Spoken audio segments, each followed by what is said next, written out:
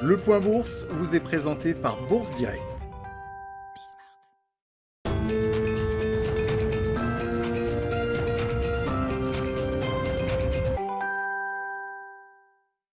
Tendance en légère hausse sur le CAC 40 à la mi-journée après une ouverture de l'indice parisien au-dessus des 5700 points. Les investisseurs parisiens continuent de miser sur de nouvelles mesures de relance budgétaire aux États-Unis alors que les démocrates ont désormais un court avantage au Sénat, leur donnant une majorité dans les deux chambres du Congrès. Un optimisme qui s'inscrit d'ailleurs dans la lignée de la clôture de Wall Street hier soir où les potentielles craintes de régulation des GAFA comme promises lors de la campagne de Joe Biden n'ont pas empêché le Nasdaq de dépasser les 13 000 points. L'Asie n'est d'ailleurs pas en reste non plus puisque ce matin le MSCI Asie-Pacifique inscrivait un nouveau pic historique alors que le Nikkei retrouvait de son côté un niveau qu'il n'avait pas connu depuis près de 30 ans.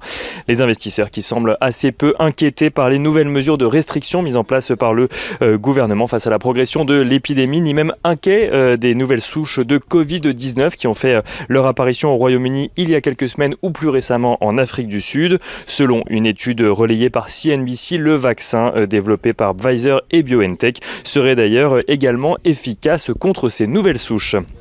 Du côté des statistiques dont les investisseurs ont pu prendre connaissance depuis ce matin, la production industrielle résiste plutôt bien au mois de novembre en Allemagne. Celle-ci gagne 0,9%, soit légèrement plus qu'attendu.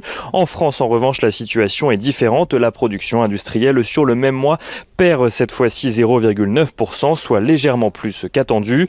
La consommation des ménages en France recule également. Les dépenses chutent de 18,9% en volume sur le mois de novembre, toujours à cause notamment des nouvelles mesures de restriction. Le déficit commercial de la France se réduit de son côté pour remonter à 3,56 milliards d'euros contre 4,63 milliards d'euros au mois d'octobre.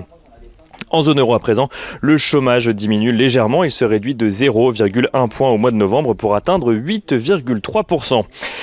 Du côté des valeurs à présent à la bourse de Paris, à la mi-journée, ST Microelectronics annonce avoir réalisé un quatrième trimestre supérieur à ses prévisions, porté notamment par une demande soutenue venue du secteur automobile. Ses revenus s'élèvent à 3,24 milliards de dollars en données préliminaires, en hausse de 21,3%. Sodexo relève de son côté sa prévision de marge d'exploitation pour le premier semestre de son exercice décalé grâce à une performance supérieure aux attentes lors de son premier trimestre, tandis que Trigano annonce de son côté une croissance de 29% de son chiffre d'affaires au premier trimestre de son exercice décalé également, bénéficiant toujours de l'engouement autour du camping-car pour les déplacements de vacances, considéré par beaucoup comme une bulle sanitaire mobile.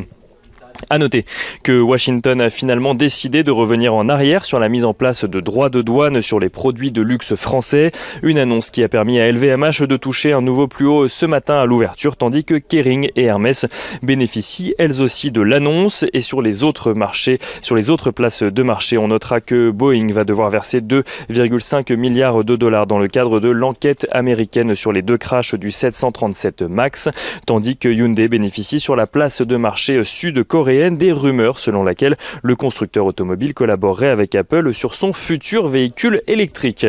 On regarde rapidement ce qui se passe du côté du marché des matières premières. Le pétrole qui se rapproche des 55 $ le baril de Brent, tandis que l'once d'or se rapproche des 1900 $. Et sur le marché des changes, l'euro-dollar est à la mi-journée au-dessus des 1,22 $ pour 1 euro.